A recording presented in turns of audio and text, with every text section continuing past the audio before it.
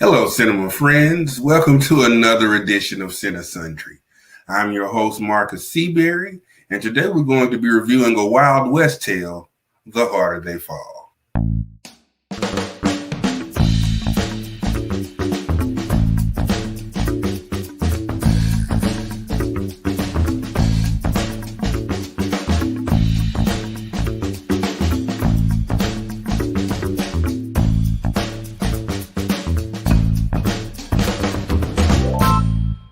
Okay, now before we get into this review of The Harder They Fall, I want to remind you of our rating system.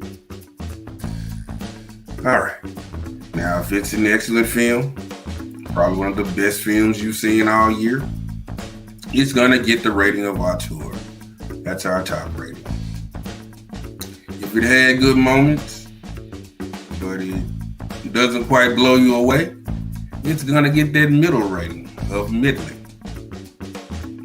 And if it's just a terrible, horrible film that you don't care to see again, it's going to get the bottom rating of heck. All right, now we got those ratings out the way. I want to remind you all to like, comment, and subscribe on this video. And let's get into the rundown. The Harder They Fall focuses on the life of Nat Love. He's an honorable outlaw, and he's trying to get revenge on a ruthless crime lord named Rufus Buck. And now let's talk about script and acting.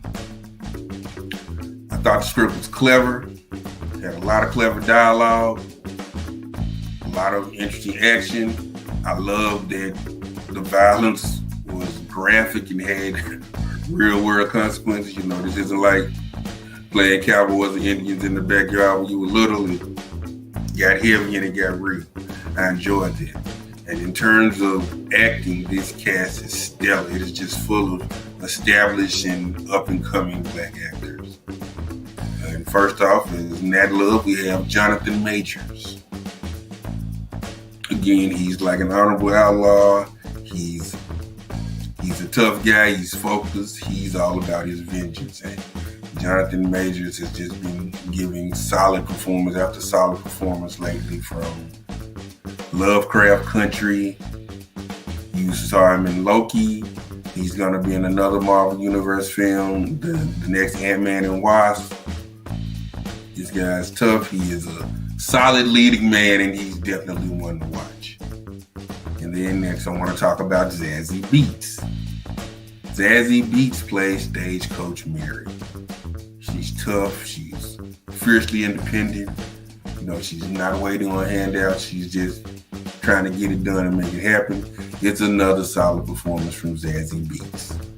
And then we have Idris Elba. Idris Elba is the villain of the piece, Rufus Buck.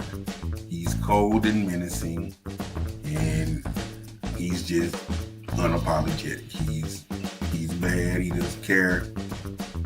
If you get in his way, he's trying to take you out. And we also have Regina King. Regina King plays Trudy. Trudy serves as one of Rufus Buck's lieutenants, you might say. She's also ruthless, and Regina King made the choice to do this kind of pre-New Orleans type accent based on the time period. It just enhanced her overall performance.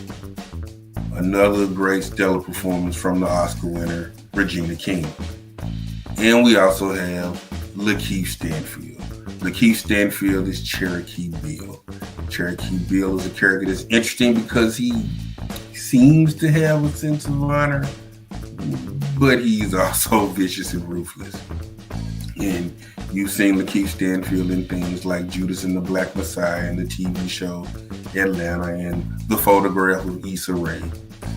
This is yet another feather in his cap. LaKeith Stanfield brings it home again. And now let's talk about director's technique. Okay, the director is James Samuels, and this is his first narrative feature. He's done a documentary piece. He's also done a short film. But this is his first narrative feature. It's interesting. It's visually exciting. It grabs you. He's really making the most of that Wild West landscape and the way you see the trains going across the dirt and the Wild West backdrop, and the way you see people on horses riding, and the way he shoots the gun scenes are epic.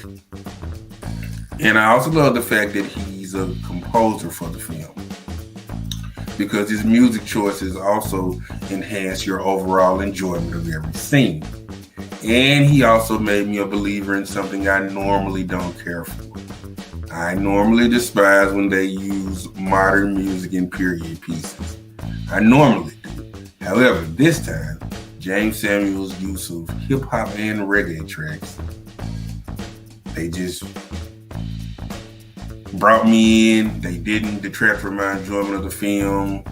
It didn't take away from this being a period piece, from this being set in a certain time period.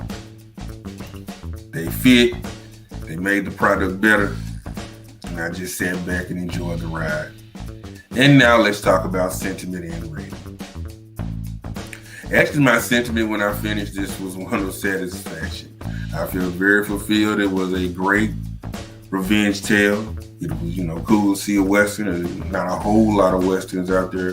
Definitely not Westerns with an all-black cast. And it's just well-written, well-crafted, and well-acted. And guys, I had to give this one the rating of auteur. It's a great film. It's an excellent film. And it's streaming. It's on Netflix, guys. So you don't even have to leave your home. You just sit on your couch and pop some popcorn, fire up this film, and have some fun.